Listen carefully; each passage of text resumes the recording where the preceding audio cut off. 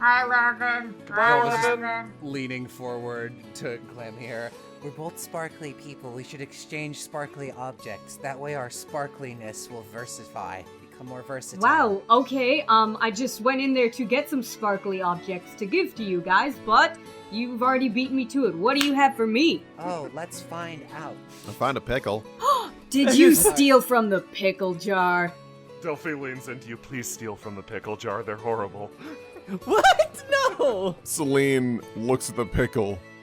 What does this mean? The first thing that Velvet's like, I can offer a sparkly thing. She just pulls out a big, concerning needle filled with a rainbow elixir. Oh, there's no way you can attach this to yourself. Well, there's one way, but never mind. She puts it back in her thing. It's actually really funny you watch this guy, like, when he sees it at first, he's like, wow, shiny! And then he realizes that it's a needle, and you say that. He wilts, but, like, to a degree that's actually very concerning, and then he immediately comes back to, like, shiny smiles.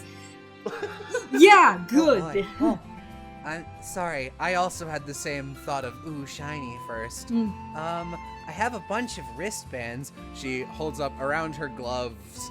There's just a third Graderian level of, like, sparkling, multicolored bracelets and scrunchies. Oh, wow. That's a lot. Yeah, okay. She just offers her arm and is just like, you can pick whichever one you want. Oh, really? Like, you're not gonna miss certain ones or anything? Oh, no. Okay, well, I need something that's gonna match my outfit. I would go for this, pearly-looking one, yeah.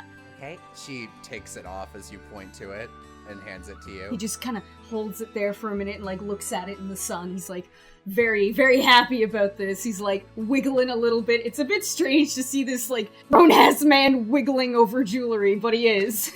And so he has, like, this little, satchel, and he reaches in it and has just, like, handfuls of, like, opalescent looking crystals and things, and just, like, starts handing out handfuls of them to each of you. Eyes emoji. Yeah, as Sprout begins dancing, Velvet also notices he's been walking towards this fucking beacon of Sparkle Man. She also offers a bracelet to Sprout to put around his question mark if he wants. Sprout eagerly reaches for anything that seems to sparkle. Glamier leans over to Sprout. Now remember, don't eat those. Those are rocks. You can't eat those. Yeah, I'll keep an eye on him. What?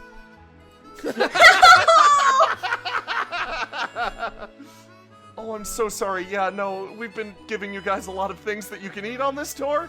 These are the one things you can't. I mean, there's also something up next that you can't eat either. You can't. The ones. Well, no, listen. The next thing is very important that you also don't eat. I guess it makes sense that not all rocks would be edible. It is a big world. She takes out a little, one of her bracelets that, like, it's like a little metallic and kind of like, you know how you have keys in your pocket and you're like, which pocket is this? You can kind of wiggle the pocket and it'll jingle. She gets one that has that quality and puts it on Sprout so she'll be able to hear him as he toddles He's around. got a little cat now! Wow. I love his vibrate. Look at that. He is my favorite. Well, if we're going to have a party, I'm going to need to get some stuff. So, taps his heel, stands for a minute. He's like lost in daydream land now. Oh, he'll do this for a while. It's okay. Yeah. Let's move on. And here, Delphi's gonna hand your chicken back to you. Do you see that, Sprout? You get one more chance. Don't lose your chicken rights. You guys are enraptured by Sprout, but when you look away and look back, Glamier is gone. A puff of sparkles. Oh, I can respect that. That's style. Glamier has incredible amounts of style. Speaking of incredible amounts of style, so you were talking about that very interesting thief, Firefly, earlier. What kind of thief is she? Like, what does she usually steal? She's one of those good thieves, you know, Steal from the rich, give to the poor? Little bit of that. It's more taking the bad things from the bad people for the good of the good people. You know, there's a lot of dangerous things in this world, and she just makes sure that there's a little control in there. Not to mention, and this is just with any thief, doesn't mind getting a little cash on the side. Delphi sighs while staring into the distance. Firefly is so cool. She's the best. Like, I can't even stress how great she is. And listen, she's also wonderful because she'll never steal from the poor. And any extra thing she's got, she will give to the poor as well. Like, she's pretty great, pretty good. Seems like you know a lot about her. Have you two ever met? She gives you like a little shit-eating grin. I don't know. Maybe I've got a signed thing from her for you. And hands her a, hey, nice to meet you, Velvet. And then at the bottom, stop it.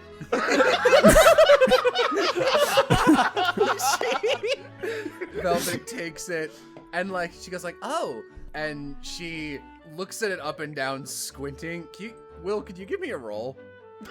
Oh no! Just a D20? Yeah, just a D20. Judging by the time it takes her to read like 7 words, you think she might have trouble reading. Oh no! Celine might pick that up and just be like, She's like walking with it and she's like trying to squint with it. You see her expression, it's just like, here's for you, Velvet. Smile, stop it. Smile goes away and then like okay, I gotcha. Or you could go away. But it takes her like 6 times the amount of time it should have taken to read that. Celine puts a hand on your shoulder.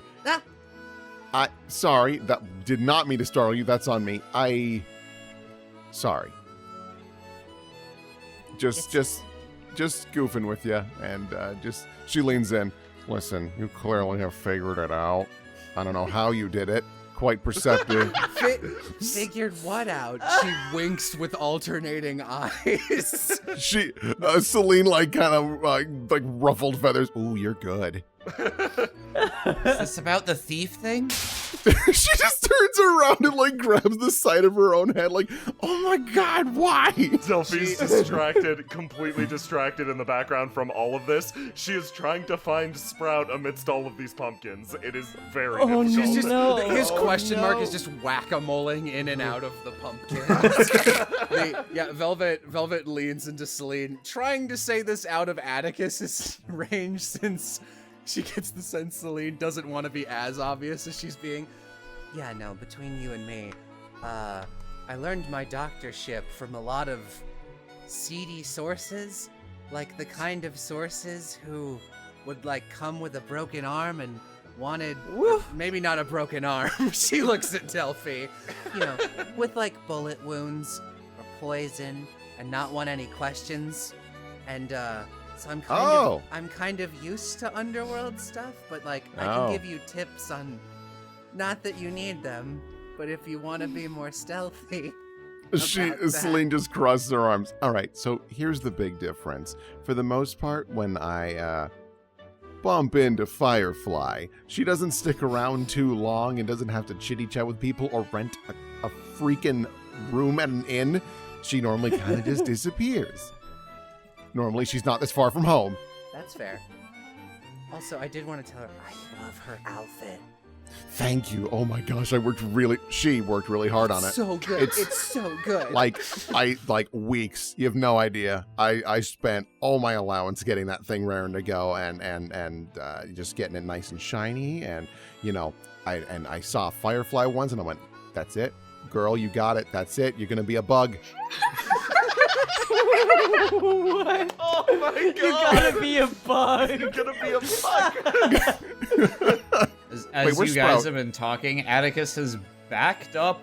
He's like crouched partly under this cart between the wheels, looking at both of you super suspiciously.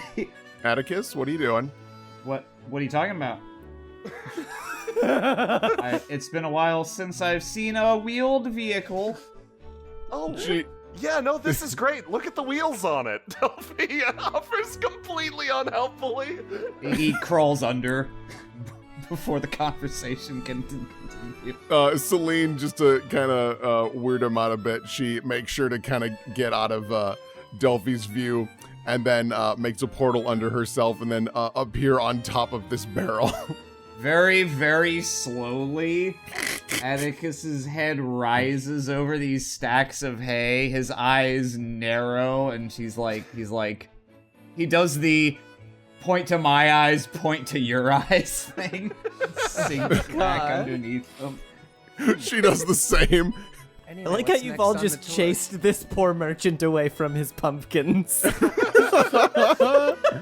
I liked to imagine that he was just a very casual thief who was just in the, just like sitting there like, well, they're gonna stop me? All right, left. Oh, tight. All right, I sure. will whatever. admit, I have been told that I am pretty easy to steal from. Was this all Delphi's shit? You are vigorously trying to give away as much as possible to us. Yeah. That's the issue. We've gotta take down the bread mountain before it builds up too high. I mean, yeah. So we're going to stop here really quick. Okay. My friend in here is the one I want you to treat. I think maybe. I think something maybe kind of bad happened to them. She actually seems visibly nervous. Be ready. Be ready. Ready. Celine looks over to Velvet. It's all you. Go on. All right. Hey, Mattago? Mattago, you in here? Delphi walks inside. You notice scattered all about are paintings, painting supplies, and a mountain of junk set in two low little sections of the room. If you have to guess, this was a former bathhouse. The larger bath areas have been torn out and just filled with junk. What kind of junk? Like, looks like alchemical you can take a look stuff? if you want. Yeah. Probably like brushes and buckets. Instantly interested. Okay, they're probably in here somewhere, but let's just step nice and calm. Oh, look at all those things. Hmm. Put them together in so many ways. Does your friend own all of this? I think so? Everybody's looking down and over. Hi there, Mattago. Suddenly there's something behind you. Mattago looks up at Velvet, despite Velvet already being so short, and doesn't say anything, but has an expression of deep concern, and seems to be clutching a piece of paper to their chest, and then very tenderly presents it to Velvet. Oh. She takes it, hoping there's a picture and not words on it. It's an autograph from Firefly. It is a picture, actually. You can tell that it was, you think, pretty recently painted. On Mattago, you presume this is Mattago. There is a lot of paint just kind of smeared around. They're pretty dirty, actually. The colors on Mattago correspond to the drawing. And in the drawing, it's actually really nice. It is a wide forest of green trees, of solitude and quiet breezes, free from shouts and all kinds of activity. There is a darkness in the forest, though. You see in that darkness a set of eyes and wolf-like teeth, and they're looking right back at you. And as you look down the center of that painting, you see a body not unlike your own buried in the dirt. Did you do this? This is nice.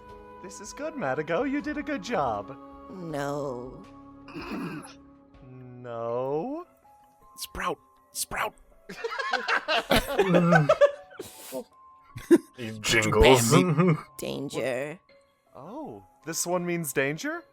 Mattago nods. Probably not bad danger, though. Velvet's a big and tough doctor. She saved me from a bear. They look from Velvet to Delphi and then shakes their head.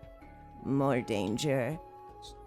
Velvet sort of sits down crisscross applesauce, and I don't know, what are you, sticking out of a pile of things? Yeah. Okay. Mattago is kind of emerged from a Set of large section of paintings, yeah. drying paintings. Okay.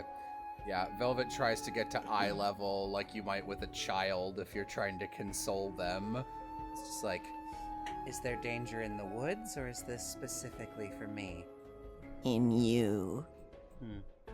Do you have a picture of yourself? Mattago holds up a blank sheet of paper.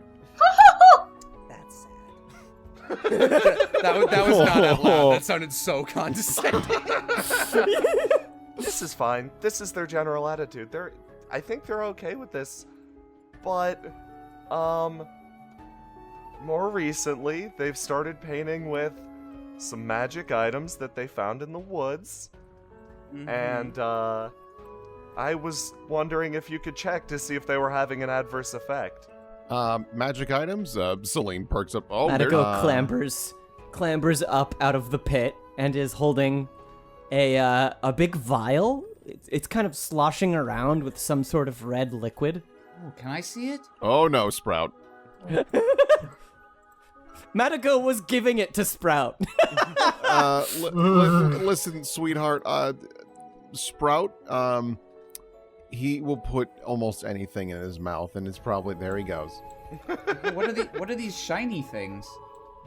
Out of universe, those shiny things denote maybe interesting objects that your passive perception would pick up. Oh, okay, that's what it looks like. Oh, neat.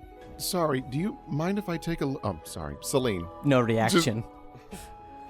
Great! She does like a little, like, you can do it arm thrust and extends her hand. Do you mind if I take a look at that, what you've got there?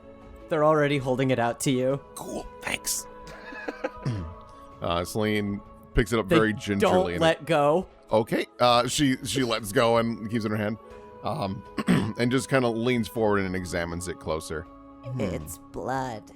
Okay, that's bad. That's not good. Okay, let's put the blood back. Whose? They give it to Delphi freely. Okay. Are you okay? That's a lot to have lost. Yeah, is that whose is that? Mattago kind of looks at everybody that was talking and then seems to be thinking about something for a while. And then looks at Celine and says, You'll drop it. She kind of tilts her head. What makes you say that? Dangerous. The blood. Is this Celine's blood from the future? Mattago looks at Atticus and just nods. So Celine crosses her arms. Huh. How did you get this? No Why'd you- reaction. Why'd you give it to her and not me? If I'm gonna lose it, I might need it. Delphi runs back in 30 seconds later, completely out of breath. Okay, the blood is probably somewhere where it can't hurt someone. That's fine. Get that. Where did you put it? It's fine. I left it with Jillian. She has a calmer head about these things. But yeah, sorry, Velvet, if you could at least, take a look at them and take a look at maybe what they've been messing with. You could give me a diagnosis? I've heard that magic items are really, really unhealthy for people, especially if you mess around with them too much. Velvet's staring intently at this picture. I don't know if you should take that too seriously. Maybe you should. I don't wanna inform your doctorial opinion. No more information is always good. Okay. Mattago, would you mind if I did a checkup on you? Mattago drops Sprout, who they were holding, and Sprout kind of makes a noise. They turn around and look up at you and say, whoops. they drop Sprout and look at you condescendingly. Whoops. Mattago looks up at you, and that same look of consternation and concern has been on their face this whole time. And they say, Are you hungry? No. I just ate. Gestures to Delphi, and it's just like, She fed us a nice breakfast of bread. Mattago doesn't say anything, but just kind of holds their arms out, not really sure what you want, but understands that checkup means something? Yeah, sit down somewhere that's comfortable for you. They just sit down where they are. Oh, careful, Sprout. Let's look at these together. And be careful about what we touch. Yellow. Oh yeah, these are mostly things that have been lying around. Mattago likes to collect them a little bit, but they don't seem to have an issue with me ever taking anything, so I guess help yourselves. So are you guys going to just take a quick look at these things? Oh, yeah. Yeah, Atticus isn't necessarily going to take anything, but he's going to strap his safety glove back on and have tentative prods and examinations of these various things. Okay, first things first, you pull out a comfy sweater. Oh, wow. I can see this would be warm and very practical in a climate where it wouldn't get sheared off by windborne debris. Fucking Mad Max kid over here. Shit, Atticus. You like need a hug or something? Next up, you pull out a flag with a skull embedded in the bottom of it. It's clear that the skull is fake, but it still lets off a sinister aura. Oh my you God. find the death flag. Oh. Oh no. The death flag. It's a piece of equipment. You may unfurl the death flag as an instant action. All enemies who are capable of targeting you are forced to. Your AC becomes 0 and nothing can raise it. You will clash with all attacks and automatically fail. Sealing the death flag may only be done on your turn, but may not be done for and may be done for free. Only on your turn. Huh. And finally, you discover this cute little ram backpack. It doesn't have any bonuses or effects. It is just cute. Atticus Perfect. crouches down. Do you want to be comfy? Sprout does seem to want whatever that is.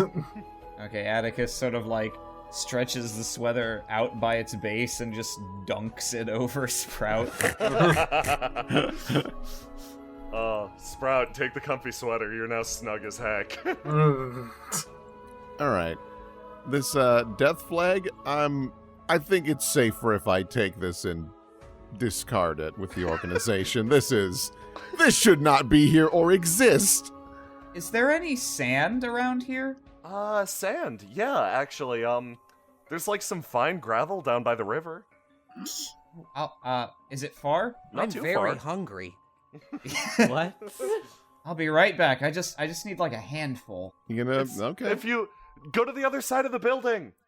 Oh, Yeah, just go outside, walk around. You can take a right or a left. It's fine. Oh, no There an exit entrance. over here? No exit on this side, I'm afraid. oh, go around to the other side after I leave the building. Yeah, exactly. Now you're getting it. Right. Can you open your mouth and say ah? Ah. Oh, sorry, longer, like ah. Ah. Okay, no problems there. She, as you guys are all rooting around, she's just like taking out a bunch of different things in and out of her doctor's bag, taking blood pressure, etc., etc. Since you've got plenty of time to do this, I'm gonna let you take the natural 20 and add your +6 to it. There's absolutely no excuse why you shouldn't be able to do this. And you discover that nothing is wrong. And there's nothing unusual about their physiology like you'd expect from a mage. Hanging out with them over time, though, you do sense a certain, like, odd energy about them. Like, there's a slight aura of, like, distortion around their form.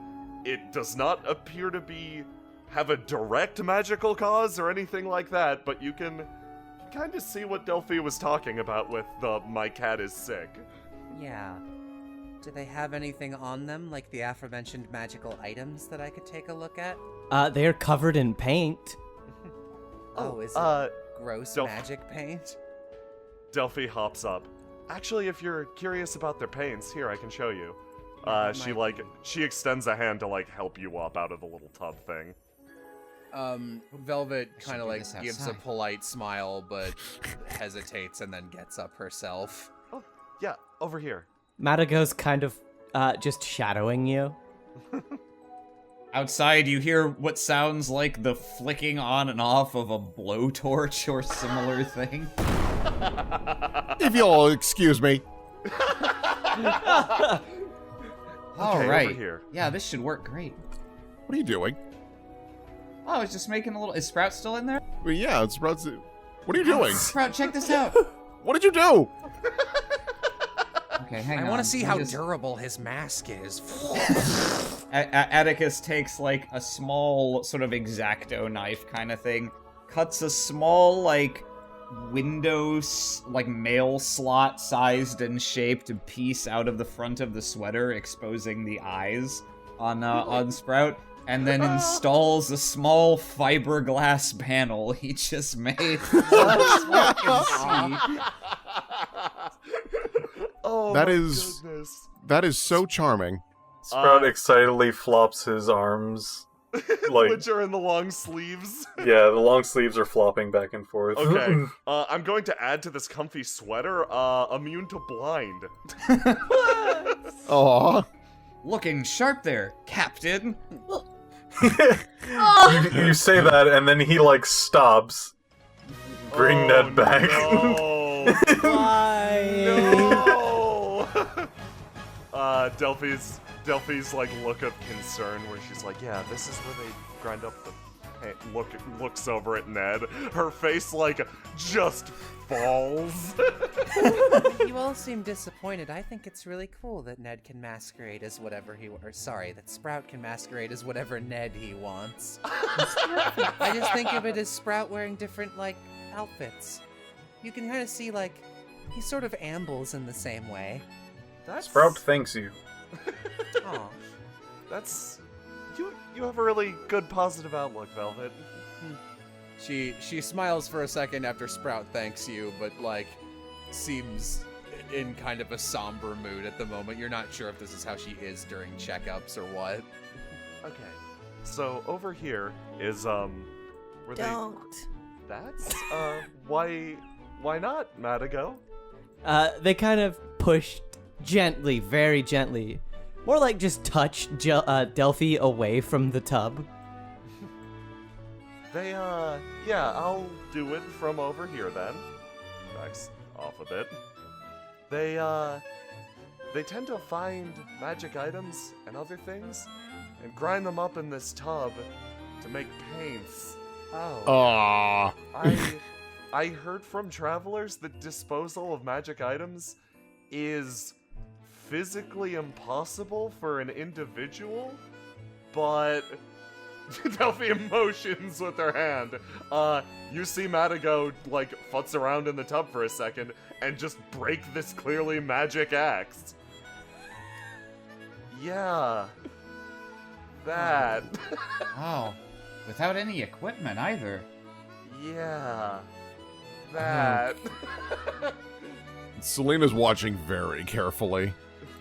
Yeah, the axe, you don't quite catch the exact moment that it happens, but Mattago pushes the axe beneath your field of vision and you hear kind of like a glass breaking noise, and Mattago's hands are kind of covered in a steel gray dust.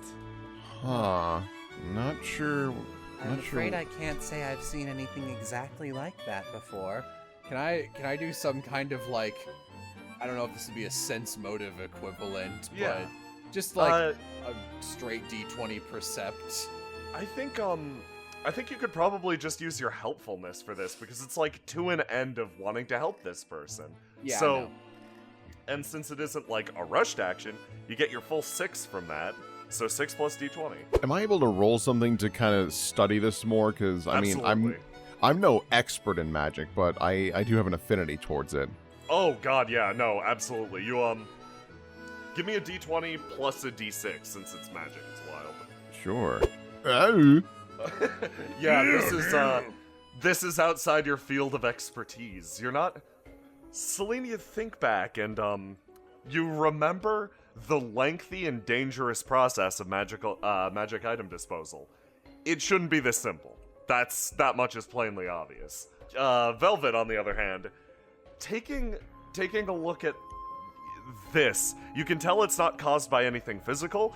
If you had to guess, you've dealt with someone who was cursed before, and if you had to guess, it's something in that vein, but that's really all you're getting based on, like, their general vibe, appearance, and like their lack of internal magical prowess.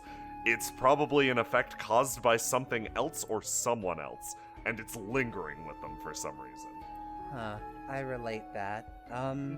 Was there any sort of... Dust. Dust? Mattago is covered in dust. That is accurate.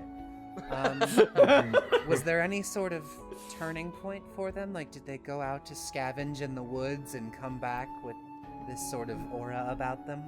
From what I understand, they've always been doing this. Looks to Mattago for confirmation. They're walking away. Okay, they've always been doing this, and I only found out about it very recently. But specifically, I mean, there had to be some exact reason you sent me a letter of my cat is sick. Why? What exactly, like, how long ago was that? The letter, or... The thought of maybe I should tell somebody. That was pretty recently, actually. Well, they found something in the woods. I can take you to the spot later, but it was a big sword, and nobody else could touch it or move it, not even Levin. But Mattago just strolled right up, plucked it from the ground, took it back here, and turned it into that painting. Delphi points to the wall over there. The vast majority of these paintings are done in a very surrealist style. It's quite difficult to kind of relate the objects or scenes depicted to real-world scenes. But the longer you stare at them, the longer, or the easier it gets to understand or decipher what's happening.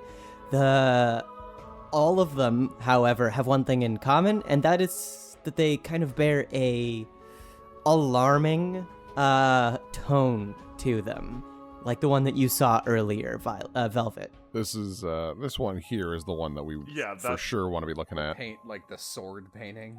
Looking at that painting, you see what you think is a rose, yet it's painted in breezes. It's painted by gentle winds and the whisper of cold nights, and above it is one sun going dark. Behind that sun, almost setting the painting on fire, is a second sun. As you lean into the painting, for a second you catch a glimpse of something. A battle fought long, long ago. Yeah, two people engaged in a life or death struggle at a riverside. One carries a magic bow, the other carries this sword. Every arrow seems to sing through the air, re-angling and striking at the exposed parts of this blade's bearer's armor. An arrow digs too deep, and the carrier of this sword falls, jamming it in the ground, the enchantment spreading, rooting it to the floor. For a second, you glimpse all of this, a memory suddenly flooding your vision. This isn't an entirely foreign sensation. If you had to, you could more or less pinpoint where this was, and more or less what happened here. And for this, I am going to give you an experience. Oh.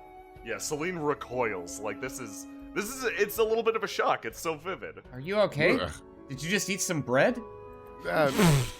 She like looks down at him like kind of like are you serious? And then actually chuckles because it's actually did you pretty just eat amusing. some bread? Levin bursts through the door. Heard you were talking shit. Boss fight. Go.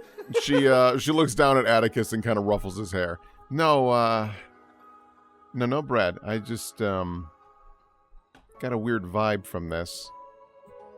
Huh. Well, I sure wish I knew anything about magic. It's so cool, but it's one of those things I don't know, there are a lot of things I can understand, and I sure can't understand it. I mean, to be fair, magic is pretty inconsistent and all over the place. I think you'd have a better time understanding your technology. That being said, she kind of leans closer towards the painting. Delphi, when we get a chance, I would love to see where this sword was picked up. Absolutely. Yeah. If that'll help, I'll take you guys right there. Yeah, Yes. I would appreciate that. Just before we go, Mattago, is there anything else you'd want to tell me before we head out? I swear I'm just here to help. Not your fault. That's true. Mattago kind of pats you.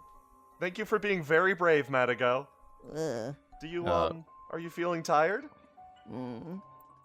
Mattago me- wanders over to Delphi. do you want me to tuck you into your fishy blanket? Good night.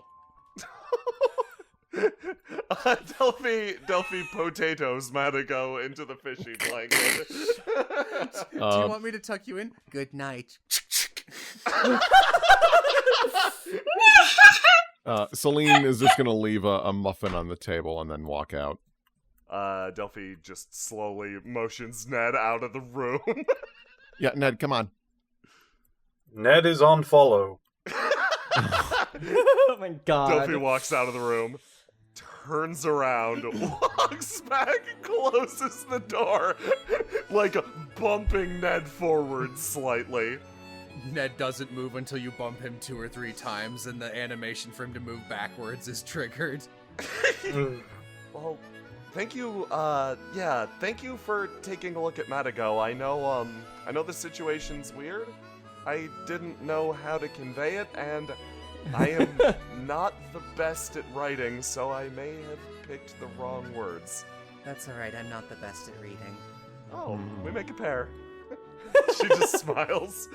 Would you like to learn how to read? I have tried so hard. Well, hey, listen here.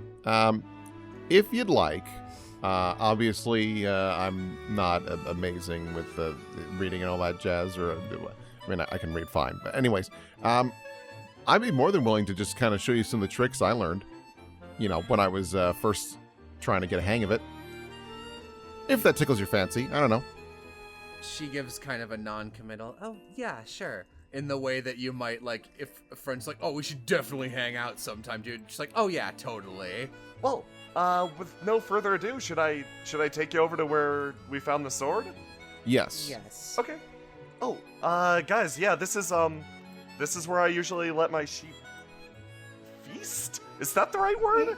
I'm not Seems serious. appropriate. I'm new to this, I'm sorry. Graze. It is called graze. Graze. Okay, graze. I'll take a note of that. Thank you. Oh, I kind of assumed that it was deep in the forest somewhere. Now I just feel kind of silly. Oh, no. It is deep in the forest. It's quite a walk, so... Oh, there she goes. What'd you find? She's just wandering into the nicely shaded area. Yeah, this is our well. It fills up right here, and if you hit this lever, Delphi hits the lever and it fills up this bacon. It fills up this basin. Yeah, if you ever need a bath, this is the place to do it. Huh. Wait, just out in the open? I mean, yeah, I guess. You can just make water? Raise his finger. Admittedly, I don't really know how wells work, yeah. Is that how they work? What? Man, what would Delphi even put on a resume? She's just got no skills to bring to the table. Rude. So far, she's just been baffled by everything, including the things she owns. You should ask her about that. I don't know if I want to. That's rude. Now you feel No, bad. she's a soft, sheepy fox bird girl. I'm not gonna be mean to her. If you guys are good to continue on, I'd love to lead you deeper into the woods. That's fucking creepy. Okay, that sounded very insidious, and I apologize for that. I found a tree woman. Ned?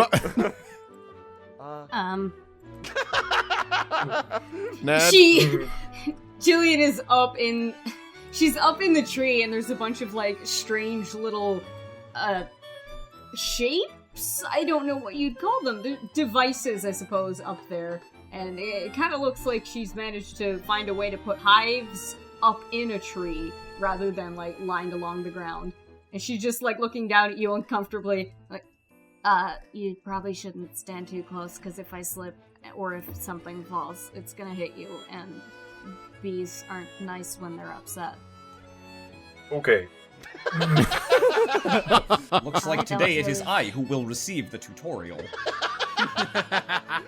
Jillian, we're going for a walk. Do you want to come? Yeah, okay. Do you need me to? Well, we don't need you. We'd like you to come along. Okay, alright, just... I heard you like bugs. There seems to be more bugs deeper into woods. Okay, let's go. I'm afraid I can't let you in the woods until you have a Pokemon. Here, take this with you. Turns into Sprout. Okay, it's just, a little deeper in, and thank you guys. Oh, of course. Oh, is this for Mattago's sword? Yeah. Okay. Oh, And these so can wait. you wander off deeper into the woods. Delphi and Jillian start off like leading the way, like you'd expect them to. But you notice Delphi is matching pace with Jillian, and they slow down. They wind up behind you. You find it kind of odd that you're leading the way here, but Celine, with that vision, you're able to pretty keenly get a sense of the direction that this thing is in. So you enjoy a peaceful stroll through the woods, only the slightest hint of impending doom.